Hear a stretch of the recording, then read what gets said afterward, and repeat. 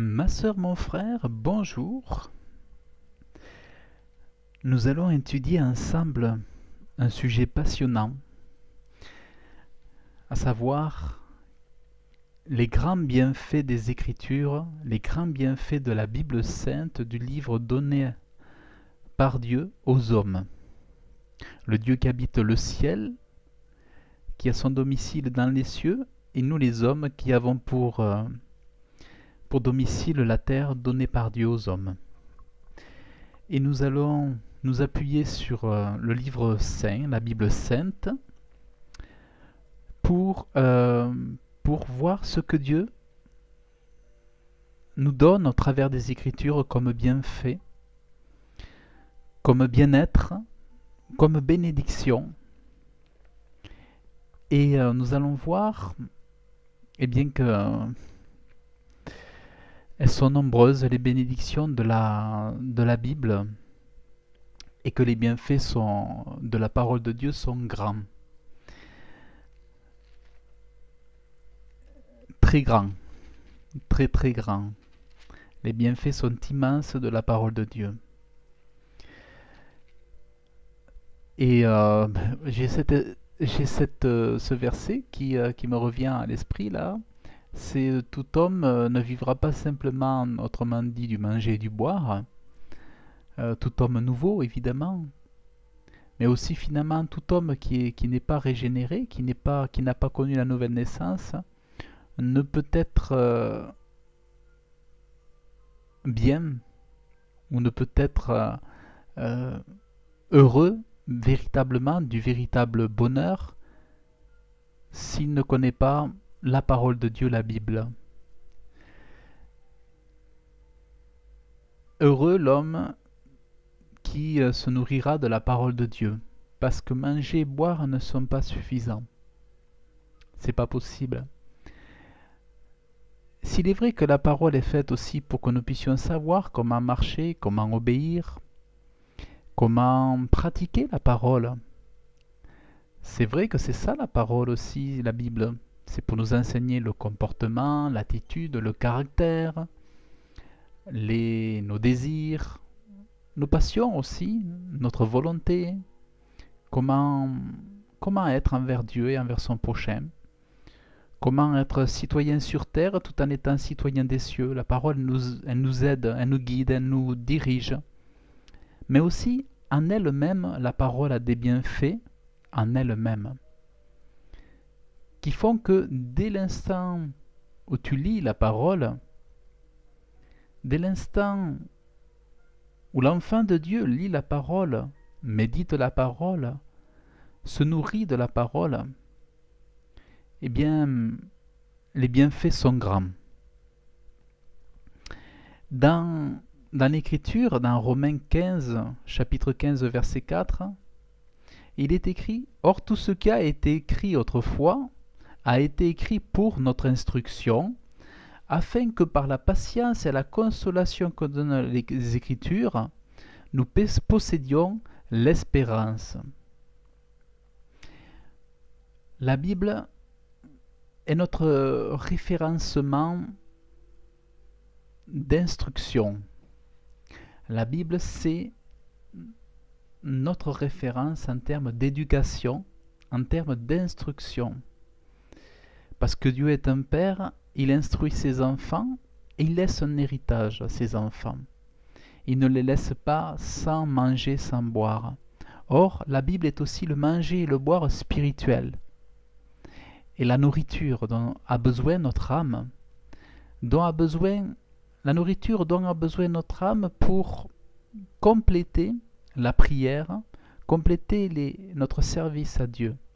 La nourriture de la parole de Dieu est là pour base, pour rendre fécond tout ce qui sera issu justement de cette lecture de la parole de Dieu.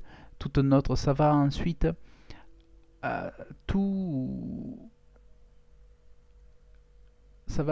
tout comment dire, diriger notre façon de prier, notre façon d'aimer Dieu, notre façon de témoigner, notre façon de vivre, notre comportement à l'égard du prochain, à l'égard de nos ennemis. à l'égard de l'éducation donnée aux enfants, à l'égard de notre attitude face aux convoitises, aux séductions, face au péché. La Bible, c'est de la lecture de la Bible, de l'étude de la parole de Dieu et des bienfaits des Écritures que tout découle tout le reste. Et la Bible est là pour faire instruction. Et les Écritures sont là comme pour donner patience et consolation. Les Écritures donnent patience et consolation. Elles nous donnent à patienter, à supporter l'attente du moment que nous attendons tous, c'est de vivre l'éternité, de voir Jésus, d'être ressuscité, de vivre éternellement, la résurrection, de vivre toutes ces choses-là, de vivre dans la lumière, de voir le paradis, de voir qu'est-ce que Dieu a préparé, finalement d'entrer dans le futur, dans ce nouveau futur. Et la parole est là pour nous faire patienter, pour nous dire ne sois pas pressé, vis jour après jour, sois patient, le jour viendra, il est proche, où tu recevras tout ce que je t'ai promis. Tout ce que tu ne peux pas recevoir ici-bas sur la terre, mais que je t'ai promis pour l'au-delà, tu le recevras, sois patient jour après jour. Et la Bible est là pour t'enseigner à être patient, pour te faire patienter, pour te donner la nourriture nécessaire à ton âme pour supporter cette séparation avec Dieu, avec le moment, entre le moment où tu seras auprès de Dieu, auprès de Jésus-Christ, c'est pour te faire patienter ce moment où tu seras auprès de Dieu. Et la parole te donne tout le nécessaire pour que tu sois patient.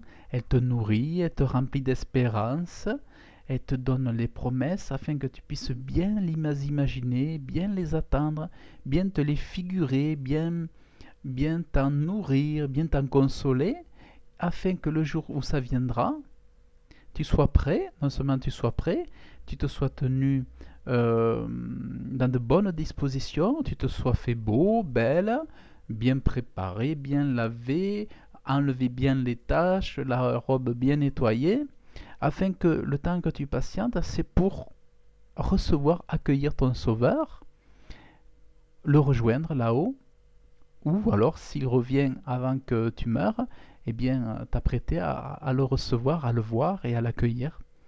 Tout beau, tout propre, tout nettoyé, tout lavé, sans tache, sans souillure. Et donc la Bible est là pour instruire, c'est notre instruction, elle est là pour nous faire patienter et pour consoler. Elle est là pour consoler, parce que le monde n'est pas le paradis sur terre, bien que quand le royaume de Dieu est dans le cœur de l'homme, et que l'homme nouveau, créé par Dieu, vit de la vie de Jésus-Christ, il y a toujours un goût de paradis déjà, où il peut goûter le paradis dans son cœur et dans son être intérieur. Parce que là où Dieu règne, où Jésus règne, il y a déjà le goût de l'éternité, et le goût d'éternité, c'est déjà le goût du paradis dans le cœur, le goût de la joie de Dieu, le goût de la paix, déjà cette appréciation de ce qu'est l'amour, puisque Dieu déverse l'amour, nous avons déjà le goût de cet amour pour Dieu, de l'amour éternel. C'est ça, connaître l'éternité déjà ici-bas et avoir ce premier goût du royaume de Dieu en toi, en nous. Et les consolations sont là, données par les Écritures, et pour nous remplir toujours plus d'espérance. Plus on espère, plus on aime, plus on patiente, plus on est consolé, plus on espère. Là où il n'y a pas d'espérance, il n'y a pas de foi, puisqu'on ne s'attend à rien, tu t'attends à rien. Si tu n'avais pas d'espérance, ça veut dire que finalement tu n'aurais pas foi en autre chose que le présent ici-bas sur terre. Or l'espérance, c'est justement l'attente des choses glorieuses à venir, de ce paradis, non pas de l'enfer, mais de ce paradis que nous souhaitons. Nous souhaitons être dans la lumière auprès de Jésus, auprès de Dieu, voir les anges, voir voyager, être à son service auprès de lui, le voir Dieu, voir Jésus. voir enfin comment il est, parce qu'on a passé tant de temps par la foi qu'enfin, nous avons l'espérance que nous le verrons. Nous n'aurons plus besoin de la foi ou de l'espérance, puisque nous le verrons de nos propres yeux. Tu le verras de tes propres yeux. Tu n'auras plus besoin de foi, ni d'espérance, ni de consolation, puisque tes larmes seront définitivement essuyées et elles n'auront plus besoin de couler. Alors il est écrit dans le psaume 119,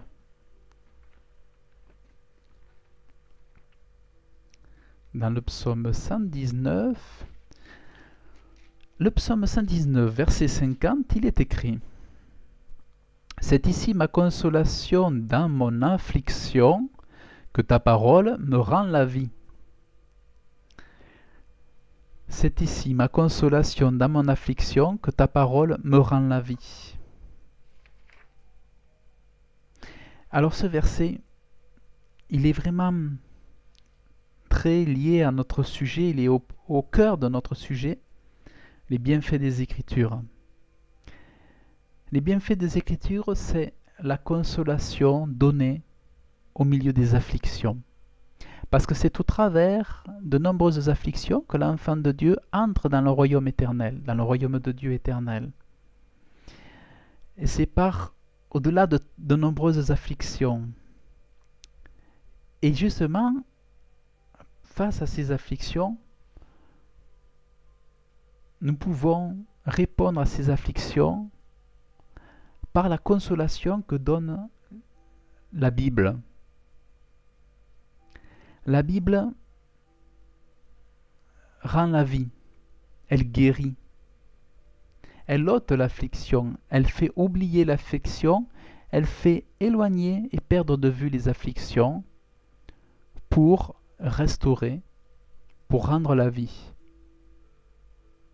pour ôter, supprimer, pour enlever les afflictions qui t'entourent, qui te tombent dessus et qui t'assaillent de toutes parts. La Bible est là pour te consoler et te rendre la vie. Pour te rendre la vie plus belle, plus forte, pour nourrir tout ton être intérieur. Parce que l'homme nouveau doit être nourri intérieurement. Parce qu'il est aussi un homme intérieur, un nouvel homme intérieur. Il y a toute une œuvre que Dieu a faite, qui est un don de Dieu, mais que toi, tu dois, par la lecture de la parole de Dieu, entretenir. Tu dois entretenir le don de Dieu, la grâce que Dieu a versée sur toi. Et c'est par la parole de Dieu que tu peux réprimer l'affliction, que tu peux guérir l'affliction, que là où tu es affligé, tu peux trouver auprès de Dieu toute la consolation nécessaire. Mais bien sûr, tu peux la trouver aussi dans la prière. Il n'est pas dit que seulement la parole de Dieu sera le seul bienfait pour te consoler. Bien sûr, il y a aussi la prière, il y a d'autres façons d'être consolé. C'est de recevoir le Saint-Esprit en priant, c'est d'être consolé, encouragé par des frères et des sœurs, mais aussi, et surtout, là c'est notre sujet, la parole est surtout là pour te consoler. C'est pour ça qu'une lecture abondante de paroles, ce sont autant de consolations abondantes chaque jour, dans la mesure où tu lis chaque jour généreusement la parole, par amour pour la parole, et autant de consolations te sont accordées. Autrement dit, la vie t'est donnée, la vie t'est communiquée par la parole de Dieu. Parce que toutes les paroles de Dieu sont esprit et vie. C'est bien pour ça, parce que comme l'auteur de la parole de Dieu du livre de la Bible n'est pas un auteur ordinaire, c'est le Dieu vivant, eh bien en fait, les paroles de Dieu sont esprit et vie. Les paroles de Dieu sont esprit et vie. Et automatiquement, elles produisent la vie. Elles engendrent la vie dans les os, dans le corps, dans l'âme, dans tous les membres de l'homme. Lire la Bible, les bienfaits de la lecture de la Bible sont nombreux. Ils sont inimaginables. Parce que là aussi, dans cet aspect-là, de ces choses, il y a la manifestation de l'amour de Dieu envers les hommes, justement dans le fait qu'il y a de grands bienfaits dans les Écritures qui sont accordés aux hommes. Personnellement, si je ne lis pas la Bible, je souffre. Je souffre. Si je ne lis pas la Bible, je souffre et je suis mal. La Bible est devenue pour moi vitale, indispensable. Je dirais même que si je ne la lis pas suffisamment, généreusement, abondamment, je souffre aussi. La Bible pour moi est plus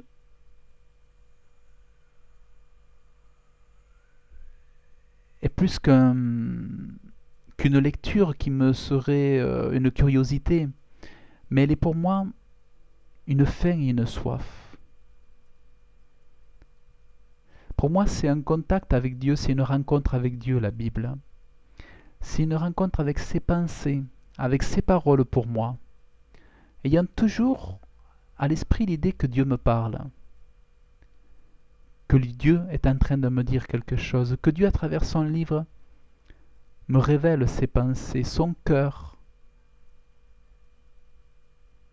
Il m'ouvre son cœur, il m'ouvre son amour. C'est un tête-à-tête avec Dieu, la parole de Dieu. Et j'ai cette pensée aussi qu'à travers la Bible, Dieu me sanctifie. Comme Jésus disait, sanctifie-les, Père, par ta parole. La sanctification se fait aussi par la méditation de la parole de Dieu. Parce que oui, lire la Bible, c'est aussi glorifier le nom de Dieu, c'est aimer ce qui appartient à Dieu. Aimer la Bible, c'est aimer Dieu qui se révèle à toi. C'est aimer la révélation de Dieu. C'est aimer le fait que Dieu ait parlé aux hommes, que Dieu te parle. C'est accepter cela. Et c'est ajouter foi. Ajouter foi à toute la parole de Dieu, c'est là surtout que le bénéfice et les bienfaits de la parole se trouvent. Dans la mesure où la foi est liée à l'écoute de la parole de Dieu. Les bienfaits sont liés vraiment à la foi. Plus la foi est grande, plus les bienfaits sont immenses dans la parole de Dieu. Mais aussi, plus tu lis, plus la foi t'est donnée. Car la foi vient de ce que tu lis, de ce que tu entends, de ce que on t'annonce, de ce qu'il t'est, de la prédication que tu entends. Donc, on voit aussi dans le psaume 119, verset 93, « Je n'oublierai jamais tes commandements, car par eux tu m'as fait revivre. » Donc, une âme lassée, une âme épuisée, une âme épouvantée, une âme affligée est ramenée à la vie par la puissance de la parole. Mais cela aussi, c'est un miracle de Dieu. Dieu se sert de son livre, qui n'est pas qu'une lettre, avec de l'encre sur du papier, mais les paroles de Dieu sont vie. Elles sont vie et elles apportent la vie. Elles sont spirituelles, elles ne s'arrêtent pas à l'objet. Les paroles de Dieu ne s'arrêtent pas à l'objet, elles sont vie, elles sont vivantes. Parce que tout comme ce que Dieu a engendré est vie, toute parole de Dieu, tout mot, toute phrase de Dieu est vie et apporte la vie, mais aussi apporte la vie éternelle. Ça, c'est autre chose. Elle travaille à produire la vie éternelle telle une semence dans l'homme nouveau, dans la nouvelle création de Dieu, chez l'homme. Je n'oublierai jamais tes commandements, par eux tu m'as fait revivre. L'homme nouveau, par la parole de Dieu, va de naissance en renaissance en renaissance, pour ne plus jamais périr. Il est impossible de le détruire. Tout comme il est impossible de détruire le feu éternel de Dieu,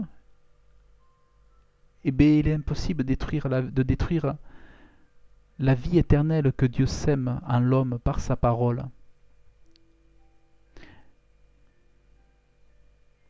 Les commandements, ce sont les Écritures. Les Écritures sont les commandements.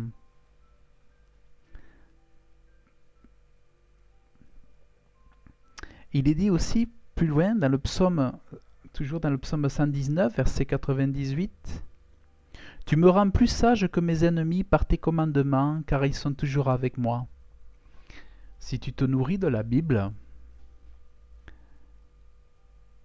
que tu aimes la parole de Dieu, Dieu te rend plus sage que n'importe qui. Dieu te rend plus sage. Et si tu marches droitement avec ton Dieu, tel que Dieu le veut, la parole de Dieu te rendra plus sage que les hommes. Je ne dis pas que les hommes le reconnaîtront ou l'accepteront, mais devant Dieu, tu seras plus sage que les autres. Dieu confirmera sa parole et il dira « Oui, mon fils, tu es plus sage, parce que tu as gardé ma parole. » Même si les hommes ne veulent pas le croire ou ne veulent pas l'accepter, ou même parfois au sein de l'Église, parfois, mais en réalité, l'homme qui obéit à Dieu, qui fait la volonté de Dieu, la promesse est là. Dieu le rend plus sage que les ennemis. Ça ne veut pas dire qu'il faudrait devenir orgueilleux et se croire sage ou quoi que ce soit. Non, il faut toujours rester, je dirais, comme un petit enfant, ne se considérant pas sage, mais toutefois ayant reçu sagesse et intelligence de Dieu, mais tout en se considérant toujours comme un petit enfant, un fils de Dieu, et en acceptant et en croyant effectivement que Dieu donne la connaissance et la sagesse. C'est un bienfait de Dieu. Les commandements rendent plus sage. Les commandements des Écritures, et à la mesure où tu les aimes, où tu aimes l'Écriture. Si tu aimes l'Écriture, ça veut dire que tu la lis abondamment, tu la médites, tu réfléchis, tu penses à Dieu. Puis aimer les Écritures, c'est surtout aimer son auteur. Ce qui est important, c'est de ne jamais séparer les Écritures de son auteur et que toutes les Écritures te conduisent à penser à Dieu et à l'aimer toujours davantage et à aimer son Fils toujours davantage. Que tout ce qui te porte à la connaissance, à la sagesse, à la découverte de Dieu par son livre, te soit poussé par l'amour de Dieu. Par l'amour de le connaître toujours plus, lui, et de toujours mieux le révéler aux autres aussi. C'est cela qui est important, et de ne pas étudier la parole pour d'autres motifs, car cela serait des motifs qui n'honoreraient pas Dieu. Le principal, la motivation principale pour être bien enseigné du livre de Dieu, c'est d'en chercher son auteur et en réalité de vouloir mieux connaître Dieu de mieux vouloir l'aimer, de mieux creuser pour l'aimer, pour l'atteindre. C'est surtout cela qui est très très important, en lisant les Écritures, de chercher à s'approcher toujours plus de son auteur, Dieu, et de Jésus-Christ, son Fils, notre Seigneur.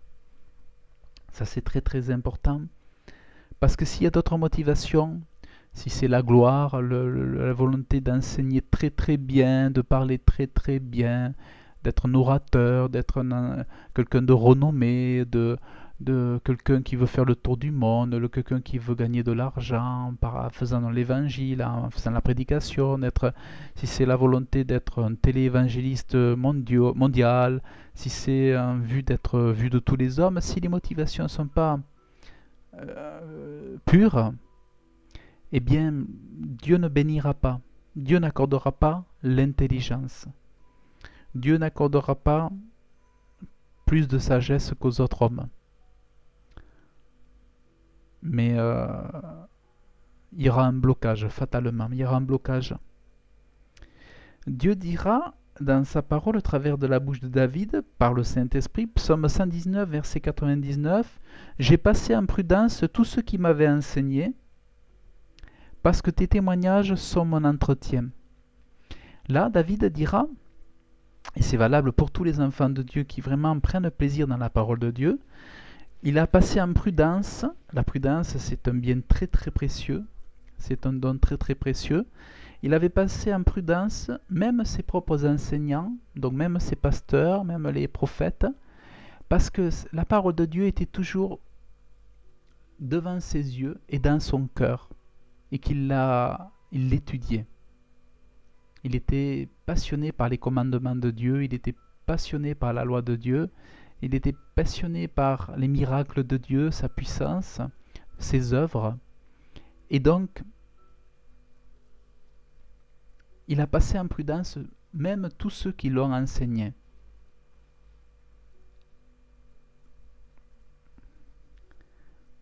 Je suis plus entendu que les anciens parce que j'ai gardé tes commandements. Voilà, et après avoir lu la parole de Dieu, il a pratiqué ce que Dieu lui a demandé, et alors là, il est devenu plus entendu, plus intelligent. Je suis devenu plus intelligent que les anciens, donc plus entendu que les anciens, parce que j'ai observé, gardé tes commandements. Quand la parole est lue, quand elle est aimée, mais qu'en plus elle est pratiquée, il y a ici l'acquisition d'une grande intelligence. Lorsque la parole est observée, lorsqu'il y a l'obéissance, il y a l'acquisition d'une grande intelligence. Et ce sont autant de promesses en fait qui nous sont révélées là, et ce sont les bienfaits de l'écriture.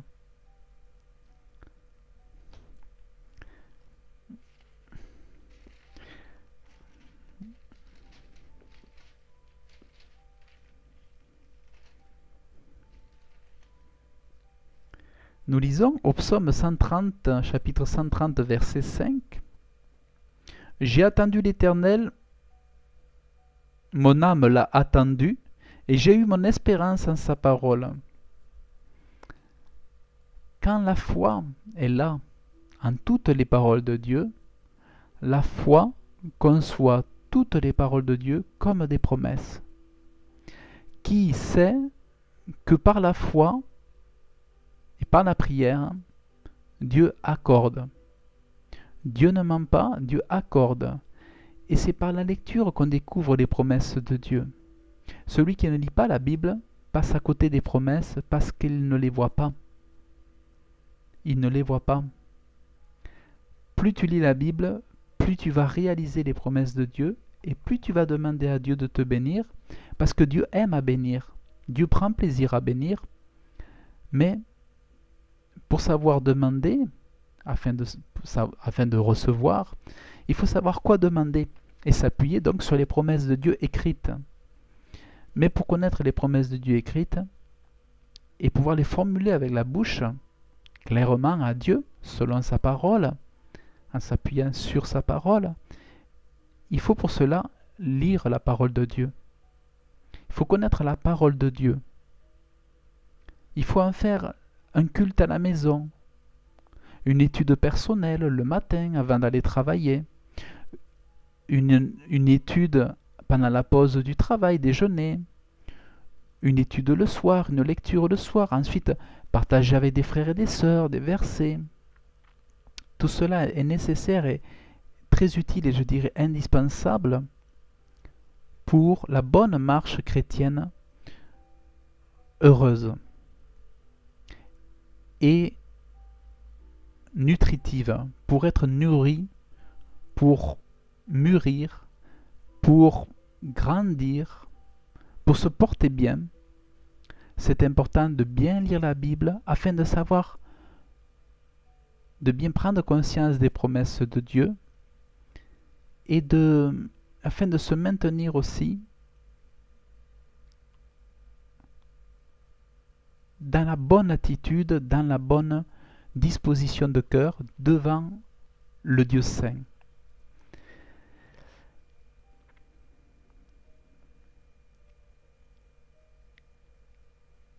J'ai attendu l'Éternel, mon âme l'a attendu, et j'ai eu mon espérance en sa parole.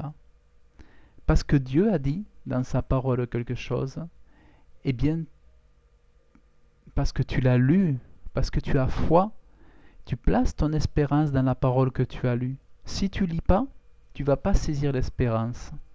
Tu as besoin de lecture pour t'accaparer l'espérance, pour te remplir d'espérance.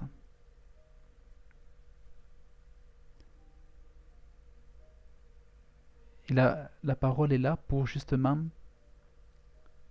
te remplir d'espérance, afin que tu ne manques de rien, ni aujourd'hui, ni demain, ni après-demain, mais que chaque jour tu puisses avoir tout le nécessaire. Et la parole de Dieu doit être un outil à utiliser avec la prière. Tu prends la Bible, tu lis les versets, j'ai attendu l'Éternel, eh bien tu peux te mettre avec la Bible à genoux sur ton lit, dans un lieu, sur le canapé, tu peux prier en ayant la parole de Dieu, la lire et l'utiliser comme la prière, l'utiliser comme une prière que tu fais monter vers Dieu, et ainsi tu pries selon le cœur de Dieu. Et tu dis, Père, tu as fait cette promesse, je te demande cela dans le nom de Jésus. J'attends ta promesse, Père. Tu as dit que tu me baptiserais du Saint-Esprit. Tu as dit que tu me baptiserais de feu, Père. Selon ta promesse, écrite dans ce verset, je te prie, Père, au nom de Jésus, parce que j'ai lu ta parole, je ne l'ai pas rêvée, je te prie de m'accorder ta promesse, Père, ta bénédiction dans le nom de Jésus-Christ. Amen. Et voilà, ma sœur, mon frère, tu lis, puis tu es rempli d'espérance parce que tu dis que tu sais aussi que tu attends toujours après Dieu. Tu reçois, ou si la promesse tarde à venir, eh bien tu persistes à prier, tu attends, et tu es plein d'espérance, tu te dis j'ai encore tant de choses à attendre de Dieu, il a tant de choses à me bénir encore.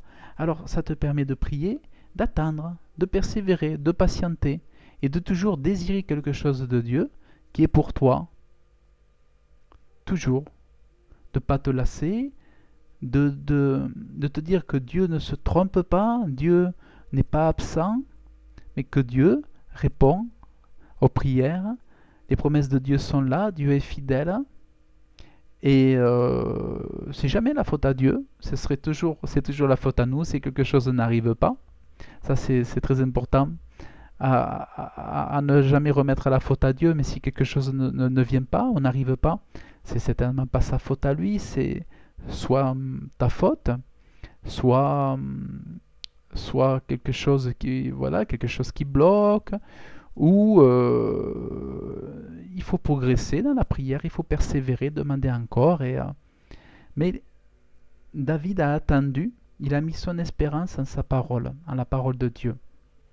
Et ça, nous avons plein d'espérance grâce à la parole de Dieu, grâce aux promesses de Dieu. Et ça, c'est des bienfaits des Écritures. Elles nous elle fait que nous avons nos pensées dans les choses de Dieu. Elle fait que nous désirons Dieu, nous voulons la joie, ou alors nous voulons la paix, nous voulons l'amour, nous voulons la force, nous voulons, euh, tout un tas de bénédictions, nous voulons être remplis de la grâce de Dieu, remplis du Saint-Esprit. Et du coup, nous sommes pleins d'espérance et nous demandons. Et nous vivons dans cette espérance de toujours recevoir quelque chose de Dieu et d'attendre toujours quelque chose de Dieu. Et cela te rend dépendant de Dieu, cela te rend proche, toujours proche de Dieu. Et ça, c'est les bienfaits de la parole de Dieu. Alors, autre chose, dans le psaume 18, au verset 8, alors, c'est pas ça. Alors, psaume 18, verset 8.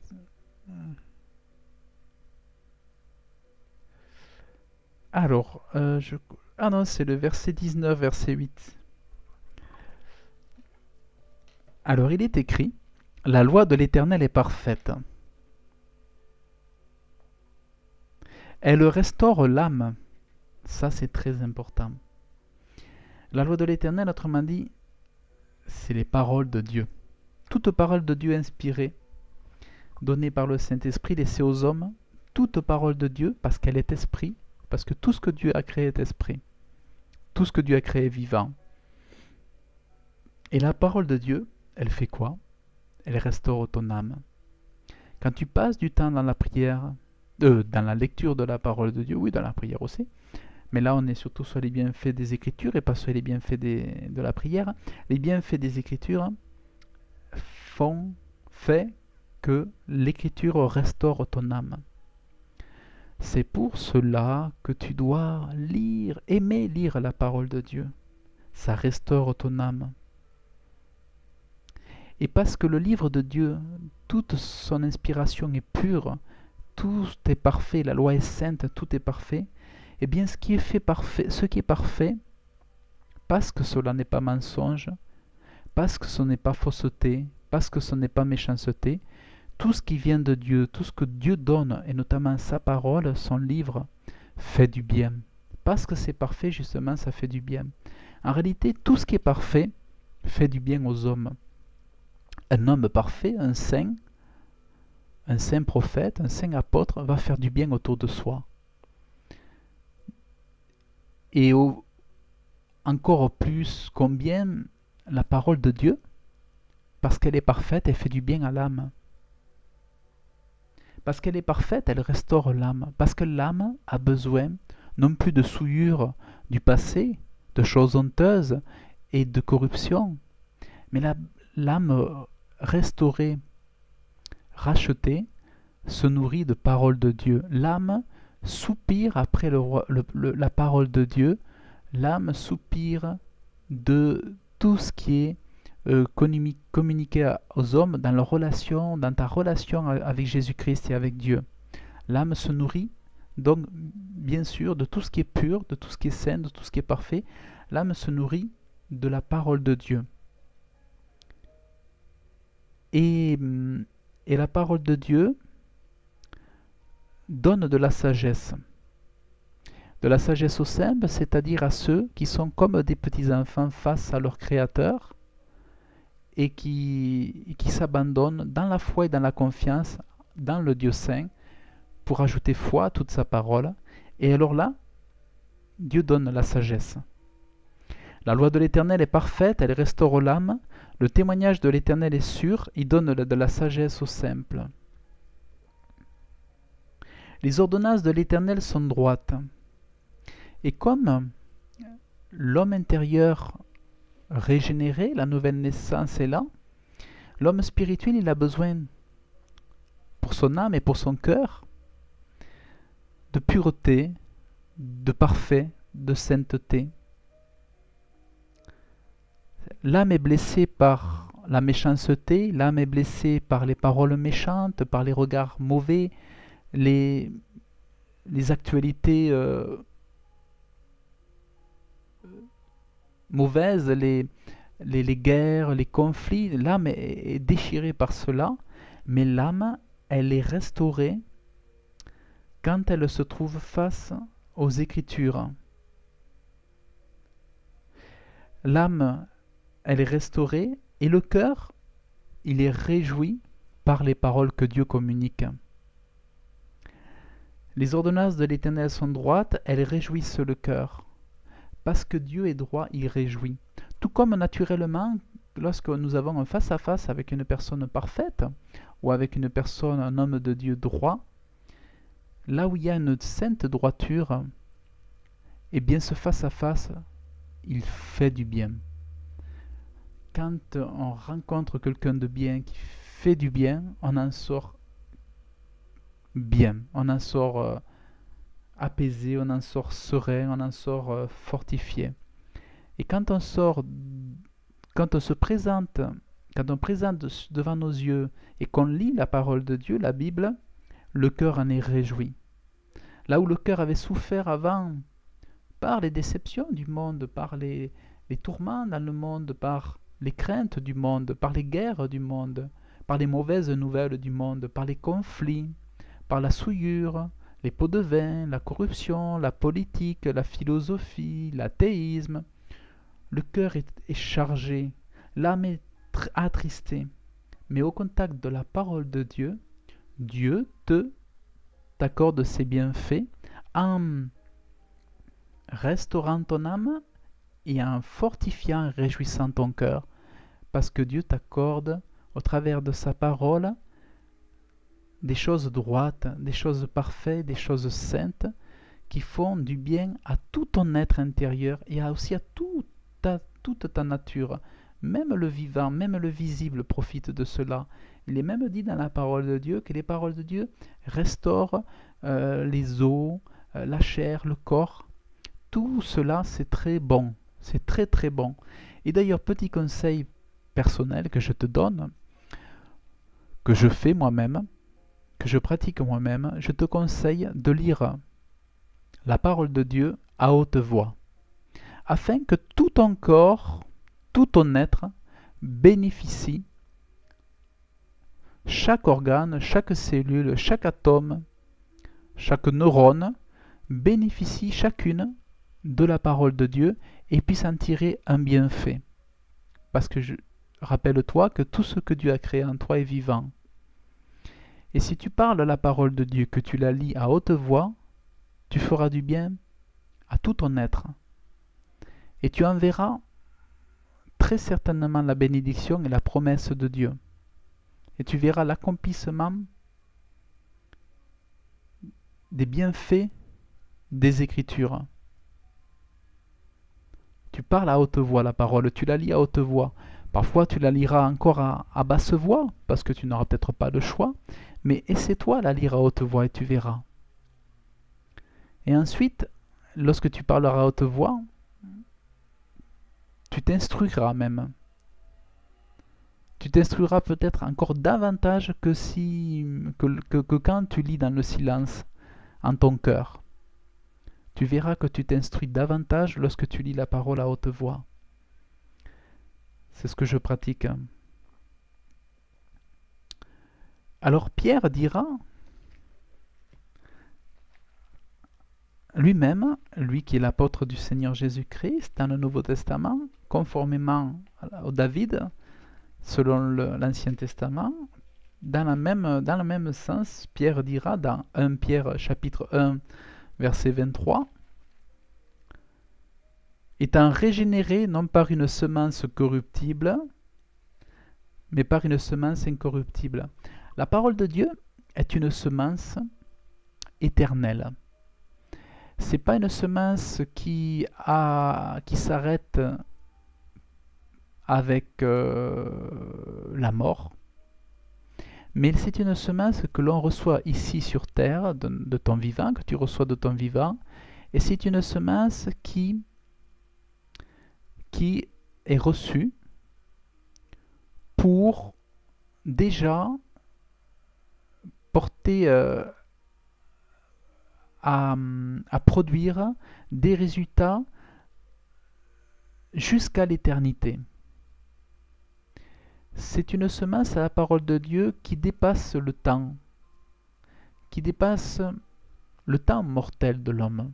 La semence, quand elle est sémée pour la nouvelle naissance, pour la régénération, elle produit des effets déjà sur l'éternité. C'est pour ça que la nouvelle naissance peut dire je connais déjà la nouvelle naissance, je connais déjà l'éternité ici-bas.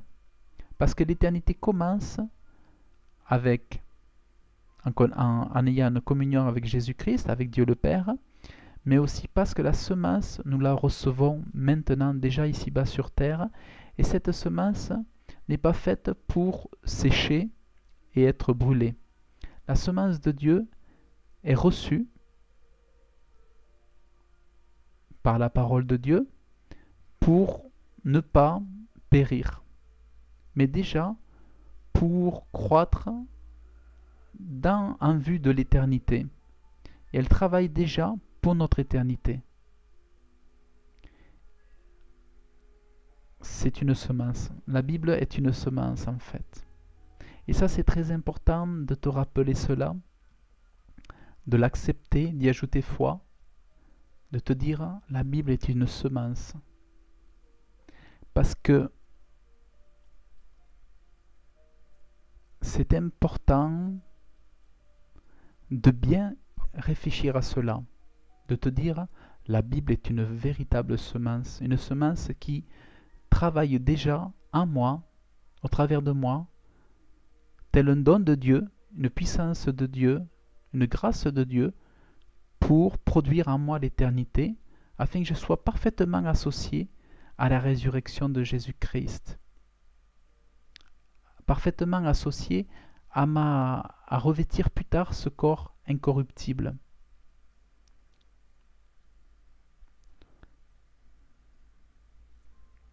Donc ça, c'est la semence. Donc, parole de Dieu, bien fait, parce que semence, qui dit semence, dit ensuite croissance, arbre, branche, fruit, nourriture. Quand Dieu sème quelque chose, surtout la parole de Dieu, il y a des résultats. Là où il y a une semence, c'est pour forcément qu'il y ait des résultats. Les résultats ou les conséquences à cette semence, les fruits, le tronc, les arbres, les racines, tout cela ensuite c'est aussi une œuvre de Dieu, un don de Dieu. Il y a aussi notre part, ta part, voir comment tu es toi-même le gardien des dons ou des semences que Dieu pose en toi, sème en toi. Mais toujours est-il que la parole de Dieu est une semence afin que tu portes des fruits pour Dieu, mais aussi afin que tu sois conforme à l'image de Jésus-Christ, pour que tu viennes semblable à Jésus-Christ. Et c'est forcément lié à l'éternité. Cette semence, elle est là dans le but de l'éternité, et puis aussi dans le but de vivre sur terre conformément à la volonté de Dieu, comme un enfant de Dieu, qui n'aurait pas honte de son Père, et qui n'a pas honte d'appeler Dieu son Père, qui n'a pas honte de l'Évangile, et qui n'a pas honte du nom de Jésus-Christ. La semence, elle est là pour nous accompagner, pour nous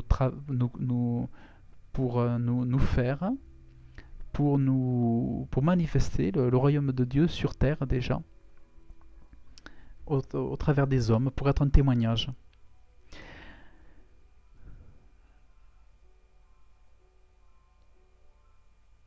La connaissance, il est dit dans les proverbes que la connaissance sera agréable à ton âme. Alors le but de la parole de Dieu évidemment, c'est d'apporter la connaissance sur Dieu et tout ce qui est autour de son œuvre, de sa puissance, de sa personne. Et parce que quand une âme se soucie de ce qui concerne Dieu, au travers de la parole, de la Bible, mais le bienfait, c'est que l'âme trouve agréable la connaissance.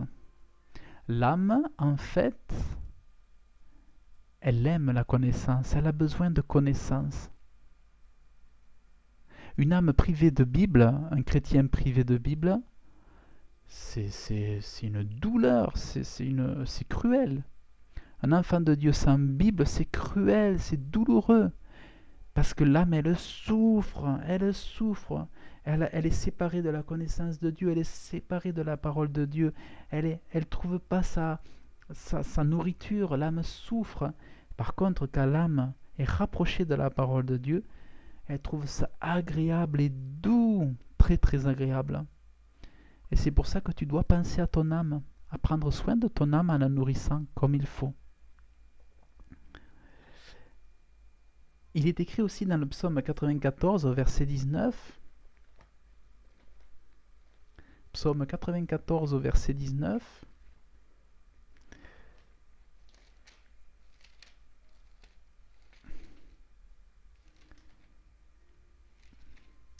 Quand j'avais beaucoup de pensées au-dedans de moi, tes consolations ont réjoui mon âme.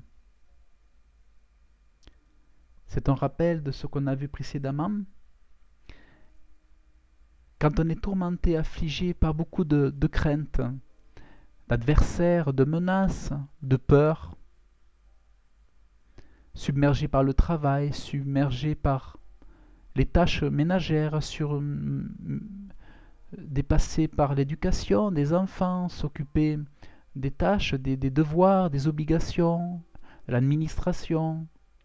Mais quand toutes ces pensées sont là et qu'elles te débordent et qu'elles t'assaillent, auprès de la parole de Dieu, tu trouves les consolations qui te permettent de dépasser cela et qui te permettent surtout de récréer ton âme. Parce que l'âme s'épuise dans les tâches, l'âme se fatigue, l'âme est triste, l'âme est blessée. Parce que l'âme est profondément sensible, elle est blessée, heurtée par toutes ses obligations, toutes ses affaires, la chaleur, le froid, les horaires de bus, le train, les déplacements en voiture, les bouchons, les embouteillages. Il y a tant et tant de choses qui affligent l'âme, qui sont douloureuses ici-bas sur la terre, et qui sont autant et tant de fatigues accumulées, qui font que l'âme souffre. Mais la parole de Dieu, justement, elle est là. Alors que toi, tu as plein de pensées, tu arrives devant la parole de Dieu, et Dieu te console, et ton âme est récréée, elle repart bien cajolée, bien pris soin, Dieu en prend soin. Dieu prend soin de ton âme par le biais de sa parole. Dieu s'occupe d'y envoyer tout ce qui est bon pour ton âme. Quand tu te penches sur la parole de Dieu, Dieu t'accorde ses bienfaits, il t'accorde à ton âme des choses bonnes afin que ton âme soit délivrée des tracas, afin que ton âme soit délivrée des pensées, des choses, et qu'est-ce que je vais faire à manger, et ceci et cela. Dieu te délivre de tout ça quand tu te mets, tu prends un temps au pied de la parole, auprès de la parole, tu prends un temps.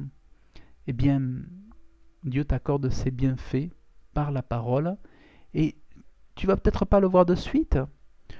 Tu vas pas voir forcément une chaleur, tu vas pas voir forcément quelque chose mais fais confiance à Dieu. Fais confiance à Dieu. Ne cherche pas les émotions, les picotements, les ceci, les phénomènes extérieurs. Non, aie confiance en Dieu. Aie confiance en Dieu. Dieu prend soin de ton âme. Et cela est très intéressant parce que quand Dieu se fait sauveur et qu'il rachète ton âme, il s'engage à prendre soin de ton âme. Parce qu'avant tout, Dieu prend soin de quoi? De ton âme. Dieu s'intéresse à quoi? À ton âme. Parce que ton âme est immortelle. Et Dieu, comme tu peux le voir au travers des bienfaits des Écritures, prend très très soin de ton âme. C'est la nourriture, c'est le pain et le vin, l'eau et le pain de ton âme, de ton être intérieur, de ton cœur. Voilà, tu as besoin de ça. Donc vois combien les bienfaits des Écritures sont grands et nombreux. Et eh bien, je crois que tu liras la Bible, je crois que tu aimeras la Bible, que tu te nourriras. Et quand tu te nourriras de la Bible, pense à ton âme et aux bienfaits que Dieu lui accorde. Et médite sur les bienfaits des Écritures. Ne l'oublie pas. Ne l'oublie pas. Et n'oublie pas aussi que l'Écriture est une semence incorruptible qui est en train déjà de travailler pour ton éternité, à ton éternité, afin que tu sois déjà, que tu aies part à cette résurrection d'entre les morts et que tu portes le sceau du Fils de Dieu. Mon frère, ma soeur, mon frère, mon ami, que Dieu te bénisse abondamment dans le nom de Jésus-Christ. Amen.